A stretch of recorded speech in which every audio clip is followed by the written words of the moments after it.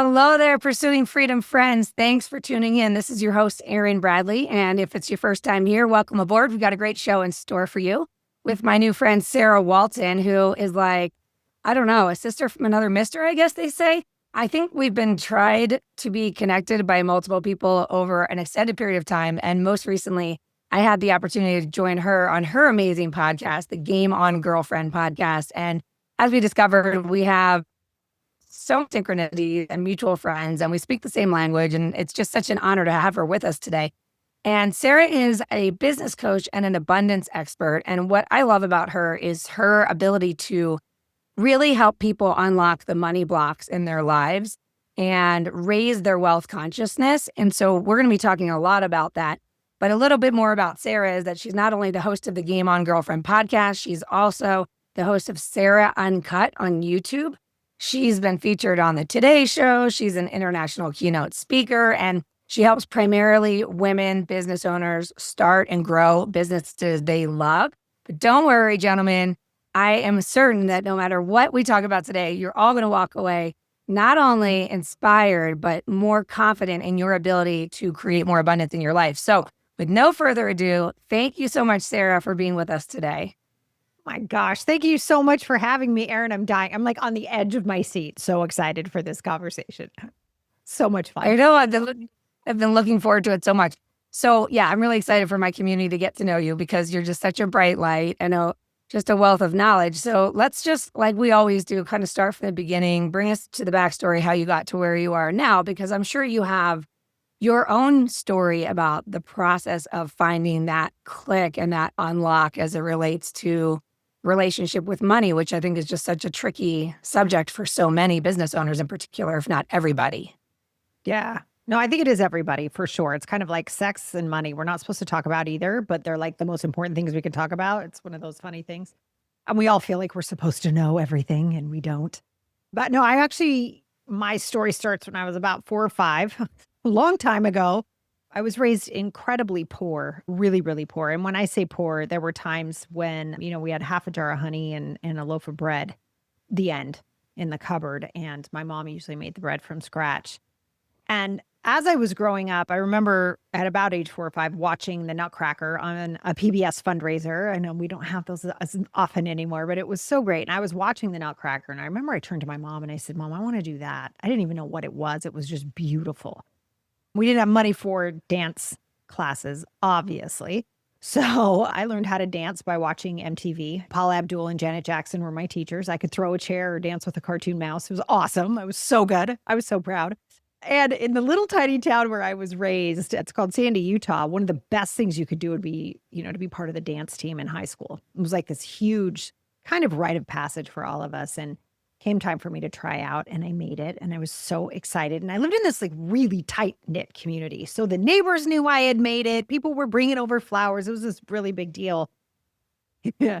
And then I got the letter in the mail about how much all this was going to cost. How much the leotards were going to be, the shoes, the competition entrance fees, all this stuff. And, Erin, I don't know if you've ever had one of those moments where you like watch yourself have an experience. You're like, well, that's happening over there, right? Like my mouth got dry, my palms were sweaty. And I was like, what the heck am I going to do? I can't do this. And I know this is going to shock everybody, but I was very frisky and I went and got a job at the mall so I could buy these costumes, right? So if you don't know what a mall is, you're very young and I love you, but just think about Stranger Things, right? And I had this like amazing kiosk that I was hired to work at and sell tchotchkes that nobody needed, but it was the 80s, so it was cool. Everybody was buying stuff they didn't need. So I got my first paycheck after selling stuff nobody needed at this kiosk, right? And I didn't have a bank account, but at the time there were these service desks in the grocery store. I got this check and my mom said, let's go to the grocery store. We'll get it cashed. And as we're walking in, it's my mom and my younger half brother. We're walking into the grocery store and she says, Sarah, the strawberries are on sale. Can we get some? Now, if you remember what I said, we did not have a lot of food. So this was a big deal. And so I do the math in my head and I'm like, yeah, I can still make the deposit on the costumes and get the strawberries. So they go to get the strawberries. I go to the service desk to cash my check. And I'm so super stoked because now I have the cash in hand. I can go put the deposits down on my dance costumes. And so I go over to the express checkout line, assuming they're there with the strawberries, and they're not there. And so I kind of go up and down all the different aisles looking for my mom and my brother. And I see them in line with a cart full of groceries. And, I'm looking at it. My younger brother's in the cart, right? And I'm sitting there and looking at lunch meat for his lunches, bread, milk, his favorite breakfast cereal, the damn strawberries, right? And I'm like, I can buy my family food, or I can fulfill a dream I've had since I was 4, but I cannot do both. And that moment, I decided I would never be able to take care of myself and my family, that it would always have to be one or the other. And so I became the only woman in my family at that time. I was the first woman in my family to graduate from college, and I have 65 cousins. So that's saying something. After I graduated from UCLA, I moved to Europe. I built houses for the homeless. I worked with handicapped children. And then I came back. And when I came back to the States, I moved to New York City. And I became this executive. I started working at tech companies. I learned how to pitch for venture capital. I did all of these incredible things. And cut to now a little bit later, right? I'm married. I have 2 children. I'm in this beautiful glass office. I get to yell at people if we don't spend $35,000 a week on Facebook ads, right? Like, it was amazing. I have this great job and I'm miserable. I'm incredibly thin. I'm sick all the time. I miss my children. My marriage is suffering. And I'm sitting in my office and I can hear the clock ticking behind me.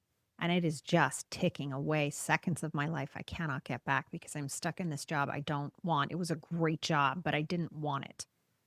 And that moment right there was when I remembered that I had decided I could never take care of my family and myself. It would always be one or the other. And I had this moment where I realized a 16-year-old girl was running my life. And that was the day I got up and quit. And I decided to really devote my life to teaching women about money, to demystifying it. I help women get out of debt. I help them triple incomes. It's all this idea that we took on so much, and there's so many people who are allowing 8-year-olds to run their life, 15-year-olds to run their life, 6-year-olds to run their lives because we don't remember these moments. We have them. We make massive decisions like, I can never take care of my family and myself. And then we act it out and make it real. And until we go back and unsay what we said to ourselves, it's going to keep running the show. It just will. And so I quit that day and I started teaching everything I'd learned in those boardrooms, everything I learned pitching for venture capital. And I started to take better care of myself and my family at the same time, right? Because I kind of untangled those two things and helped myself realize I could do both. And I'd never mean to leave people hanging. People are always like, what'd you do in the grocery store? So what I did that day is I bought the groceries, and another mom on the dance team heard what had happened. And she bought my costumes for me, which was so amazing. And in 2019, right before COVID hit, I decided to host an event in Salt Lake City, where I was raised, even though I live on the East Coast right now. And this is known as my grocery store story. Anybody who's ever heard me speak knows the grocery store story, and they know about this extraordinary woman. And I got to bring her up on the stage and thank her publicly for what she did for me that day, and the power that women have when they have access to money, and what we do with it and how we use it and how we keep it in circulation. And I got to thank her publicly, which was so moving, because without her, I probably wouldn't be doing what I'm doing. And then she passed away in 2020. So it was this incredibly moving moment for me to be reminded of just how real this is. Because there's like, when we start running our own businesses and we have stories we tell, or we have like past, or we say it off the cuff, or we talk about it, but then it can almost feel like it didn't really happen, even though we know it did. But to have it happen like that in front of everybody who knew this story, and have her talk about what it was like for her to be the person who changed my life, was just so moving. And it just let me know that this is absolutely what I'm here to do, is put more money in the hands of more women. My God, there's so much to unpack here, and I'm trying to not cry. Like, I'm sure everyone listening is either crying or on the verge of crying, and I have to keep my composure here. I've only cried on my podcast 3 times in over 300 and however many episodes. So impressive, Erin. God, I cry all the time. I've also gotten chills through my body multiple times as you shared that story. When you said then you looked for them and then you saw them with the cart full of groceries, I was like, I just felt my whole body covered in chills. Before we get into all the goodness here, I also need to side note that when we finally hang out in person, there will be a dance party to Janet Jackson and Paula Abdul, because I mean, come on. the 7th grade talent show, the moves I had, I mean, next level. I really. Come on. Rhythm Nation all the way, right? Like, oh my God, get out of the way. We're going to have so much fun. I'm so excited. Oh my gosh. I think you need to be my next retreat because I already put dance party in the itinerary and I don't know what that means. But now it definitely involves, late 80s, early 90s music. So here we go. Yeah, it does. All right. So many questions. I just first want to acknowledge you because what you shared about this wake up call that you had and what I wrote down was that accomplishment doesn't always mean fulfillment. And ironically, we just had a conversation like this today where we have an ability to outsource our power and our confidence in comparison to others to the persona of what success looks like. And so we strive and chase to get to the level that looks on the outside like winning. And yet there's an emptiness within. And there's so many people listening, I'm sure, that can relate to that in their own unique way, right? Not necessarily the exact story, but there's such a dismantling going on right now. What I should be doing, what I have to be doing, how I survive, how I got here, how ridiculous it would be to walk away from what I've built. And yet, deep down inside, there's a knowing that there's something greater that's calling us. So when you made that leap and you quit the job, the audacity, right? The audacity. And it seems like you, like many of us, I think we tolerate for a long time before we have the courage to make a bold decision that ultimately changed the trajectory of your life, and the lives of every person you now have the opportunity to impact. What a gift. So what did it look like for you in the interim following? Because I'm curious if you had your own experience of, okay, I just burned the ship and I'm jumping off the cliff and I'm going to grow my wings on the way down. Did your mind, your ego sort of jump in and start to tell you what you need to go do to strive to get so that you can justify that this wasn't the craziest decision you've ever made in your life? Yes, it was terrifying. I think anytime, I got divorced we separated about 4 years ago, finalized 2 years ago, right? And every woman I've talked to about this, there is a connection here, I swear. Every woman I've talked to about this is like, there's just this oscillation where you're like, I'm 100% clear. Oh my God, I'm crazy. I'm 100% clear. No, this will never work. There's something you start to feel like schizophrenic. You're like, what is happening? And I had that very same experience here where I absolutely knew that I had done the right thing by leaving. I helped them restructure the entire business to get rid of my position. I was like, this is going to be fine. To sobbing in my basement at 3 a.m. What the hell is wrong with me? Who the hell do I think I am? Why did I think I could do this? And that oscillation between those two is truly a struggle for our own identity, for our own awareness, I think. And it is much like the Matrix. I always love that the Matrix is really about the ego. If you didn't know that, look it up. It's so fun. But this idea that we're all plugged into something that isn't real, right? But it seems so real. We'll actually fight to stay in it. And I think I had that experience a lot. And so the striving came from hurry, hurry, hurry. I mean, I got up at 4 a.m. for 7 years after that day to get up before my kids, to make sure I wrote out the emails, that I did the thing, that I prepared talks, that I reached out to potential clients, that I figured out the SEO by myself on my website. Like, you name it, I did it. I did it all. And quite frankly, while I did that to launch, and launching does take more energy, I think it just does, but not like that. Most of it wasn't necessary. Most of it was doing what other people told me I was supposed to be doing. And that was when not only did I realize I had been on the inside of conversations about money that most people aren't having, right? Like, how do we want this multi-$100 million company to be running? But also, what do we want the company culture to be? And where's that cash flow? All those conversations I'd had there. But then there was this new one, which is what happens to a human when you go from having a paycheck deposited into your account automatically to being the sole responsible for that, right? Like, it's like you are the only one. You don't make this money. It doesn't go into your account. And what happens to us when we make that jump? So yes, it's about money, but it's also about, like, the eyes through which you choose to see the world. It's like literally trying to see your own eyeballs at times. Because I saw the world through a 16-year-old's eyes in the grocery store, not sure what to do. That was literally my world all the time. That is how I viewed the world until I was able to pull that memory out and actually view my own eyeballs and say, whoa, those were goggles I put on all this time ago. So we have to find out what those are to start. And it's quite easy once we get going. But then on top of that, you got to put on the night vision goggles to be able to see in the dark and really start Yeah. trusting that that's there. And that's really the reason I asked you this question, because when I had that moment where I walked away from almost 17 years in the mortgage business and I was really proud of what I had built, I noticed that my default was to all the anxious energy just came reeling back.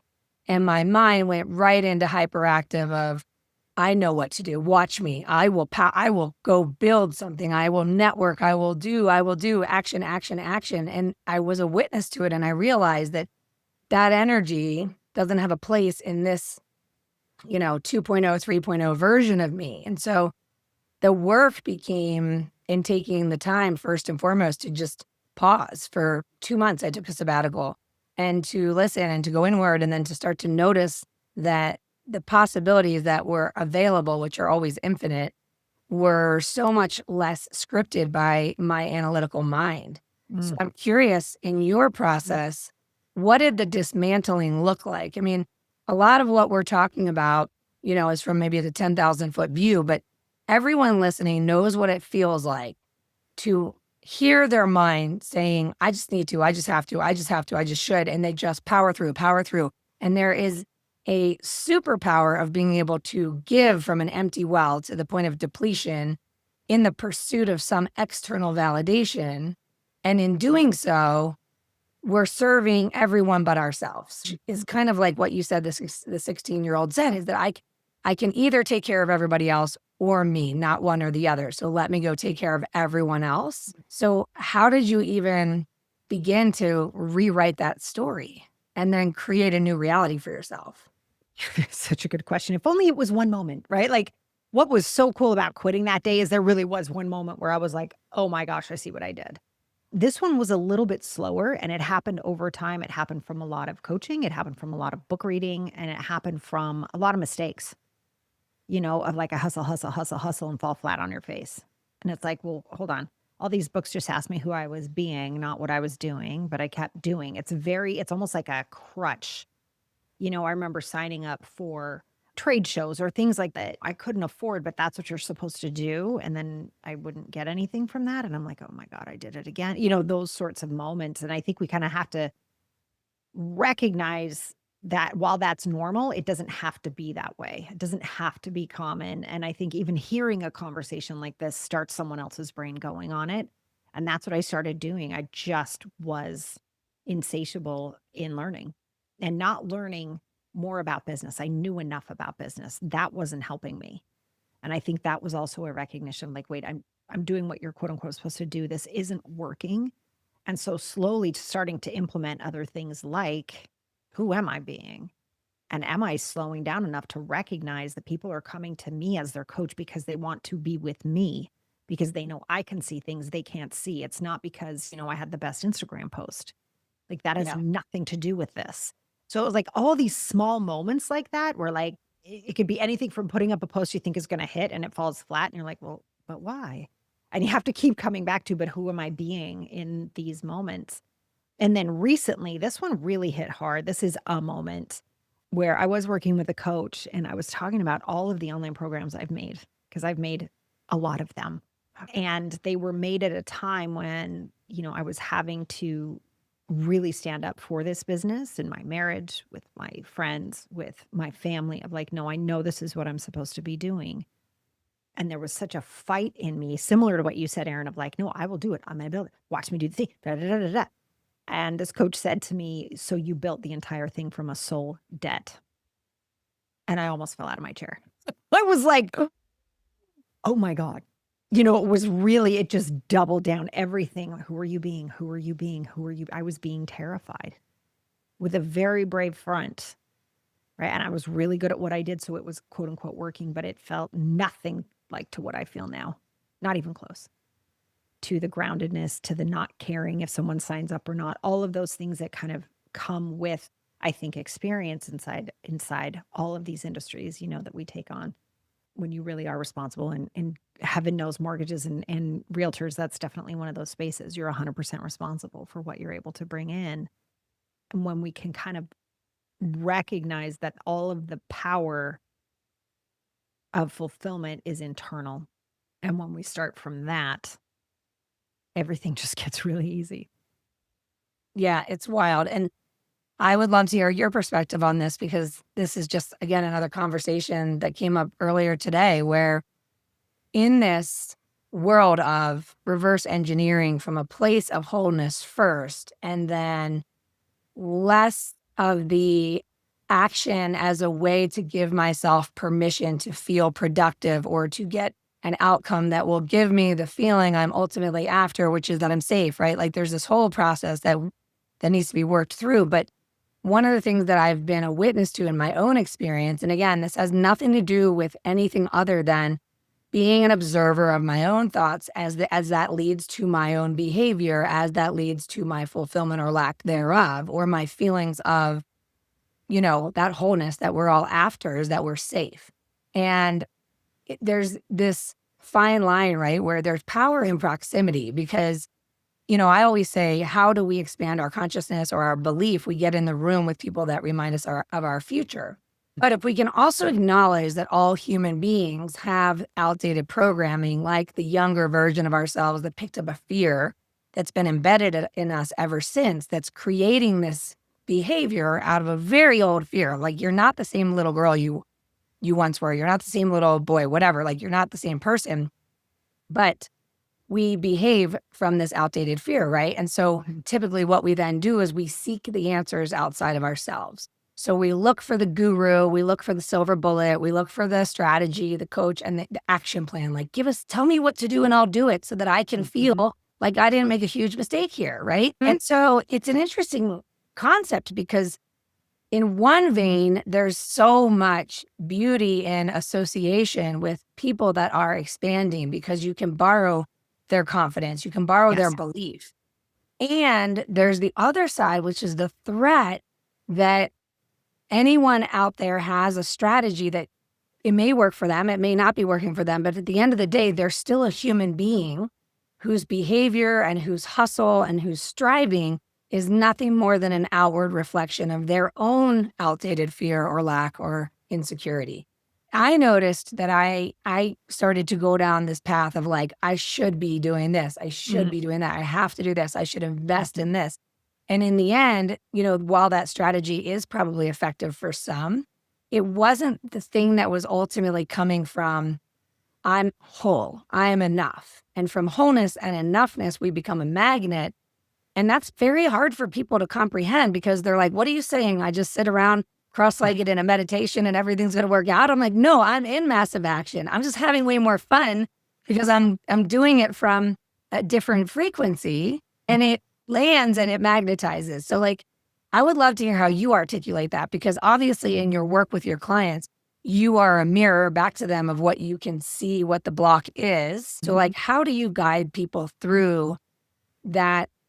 Yeah, that stickiness between like proximity is power, and be careful not to outsource your confidence and power to anyone else out there, because it's within us. Yeah. Gosh, it does. Doesn't it take so much time for someone to actually get that that's real? Like, have you ever noticed that? They're like, nah, yeah, oh, I felt it for a minute. No, wait, yeah, wait. Oh, damn, it's gone. Like, there's like just this cycle, right?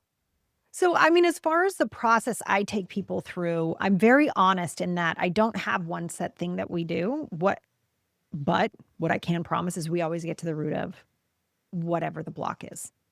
And one of the things I am so grateful for, and I wish I could tell you how I have it or why I have it, and I don't know. It's just what I was born with, is this ability to see it. And so as soon as I sit down with someone, I start working on them. And whoever's in front of me and whatever's happening for them, I can see it. And I see it pretty quickly. And people usually find me when they're ready to exponentially blow up their income. That's usually what they're like, they'll bump it. I'm like, how'd you find me? They're like, I don't even know. I'm like, yeah, that's how that works, right? So it's like, okay, so they're ready to actually expand financially and to be wealthy in every area of life. And that's how they end up on the other side of the table from me. And what happens in that moment, because they're ready, because they raised their hand and said, I'm now ready. I want to do this. I'm not playing anymore. That decision, I think, is what gives me access. I wish I could be more articulate than that, but it really is this intuition that I work off of. And it's never not worked ever in my 17 years of running this business, that I work with the person who's in front of me. And what we do is we look at what pain has actually been so much bigger than pleasure. And it becomes so comfortable that we would prefer it. And I can find it very quickly. And then we talk about how it got there and what it feels like and what it's holding them back from and what they really believe is true. And then based on how they're doing in that moment, I'll take them through different exercises to get them through to the other side. And the process I'm describing right now is really, I do like 4-hour intensives with people where they meet me in person and we really sit down and do this. And then a lot of people after that, we work together for like 3 months or 6 months to really help that new clear path stay clear, right? Because the universe hates a void. So as soon as we clear the one, if we don't fill that path up with the possibilities, with what they want, with the wholeness that we've been talking about, it'll fill back up with something new that we then start with there. And then we move that. And then we push forward that abundance mindset. We push forward the truly wealthy person that's been living in there this whole time. Yeah. And it's never been identical between any two people. And it's also never not worked. And so I hope I answered your question, but it really is that it is being with each other in that space. And I think once someone's in that space, the wholeness that does come from that makes it almost impossible, not entirely, but almost impossible to then reach outside themselves to grab the latest strategy. Because all of a sudden, I think what you said was brilliant, Erin. You can see somebody else's little kid running the show in 2 seconds. And I don't care if they've got $10 million in the bank, or what they project out, you can see right through it. Once you're healed, where other people have not yet healed is very, very easy to see. And not like a picking on them thing, but it just, you're like, oh no, I don't need that strategy. By the way, I hope you get that handled. Like you just kind of just keep going because it's not in your world of wealth anymore. It sort of kind of dies away. And if it does come back, it's not there for long because it doesn't match.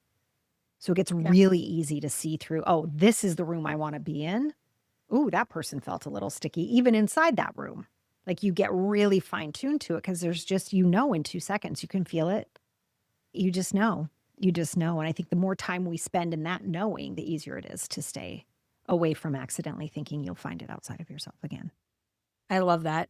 And the word knowing that just kept coming up because when someone is open and receptive to the possibility, that leads to the willingness, the decision to say, I'm going to step into this door number 2, which feels a little uncomfortable and foreign and unfamiliar, but I know there's some intuition, right? There's some feeling like this can't be it. I mean, I can't just keep on settling and sucking it up in this unfulfillment arena anymore because the voices are just the whispers becoming a roar, right?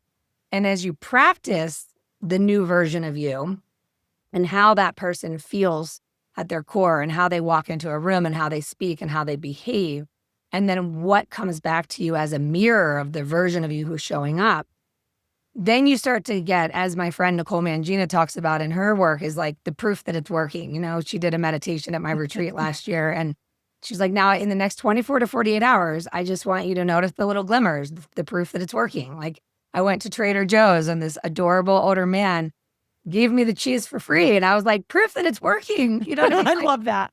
It's like the littlest things, like someone opens the door for you. And I'm like, well, this is a great day. You're opening the door for me. Like, thank you very much. Proof that it's working, And it's like all of a sudden, the bigger miracles happen too, right? When we play this game, we find that most of the greatest opportunities that have ever found their way to us, whether that be clients, romantic relationships, friendships, referral partners, whatever, like the coolest relationships in your life didn't come because you were in a state of anxiety and decided to materialize this person and conjure them up in your fear-based analytical brain and then go hunt them down and then make Right. them your friend. Like the stars aligned. That person just appeared in your path at the exact right time. And when you start to experience it more and more, it becomes like, not only do I know it's available, I know when I'm not there, I can be okay with the fact that I'm not there because I know being there is available.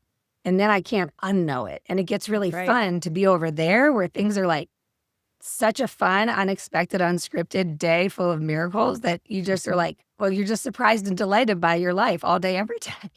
So good. It's so good. Can I share something that just happened like 10 days ago? I'm Yeah. dying. As you're sharing this, like proof that it's working. I was at the dermatologist getting just doing my annual, check or whatever. And I had this thing on my face that I wanted removed because I was like, it's ugly. She's like, well, it's not going to get covered by insurance. I'm like, son of a gun. She's like, it's like $500. We're going to have, I'm like, just do it. And I start thinking, well, I could get from here. I should move that. And then I was like, oh, this isn't my problem. This is going to get taken care of. No worries. 15 minutes later, I'm in my car and I have a Voxer message from someone. Totally forgot I'd referred someone to her. And she goes, oh, tell me where to send the $500. And I was like in my car, I'm like, did anyone see that? Did anyone else see that? Because that was literally 15 minutes. Like, I'm pretty good and I do it pretty fast, but that was like, wow. And it is so much fun to be in that world and playing at that pace where we stop trying to be analytical. And when you really asked me, like, how did you switch those mindsets? There was one meditation in particular I remember.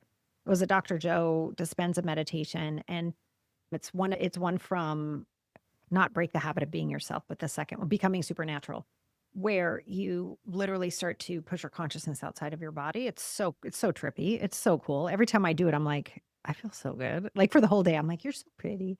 But it was this really beautiful part in the meditation where we were tapping into this beautiful intelligence that has created the universe, that keeps things running, that has the sun, warm our planet to the perfectness every single day, and the water and the air and all the things.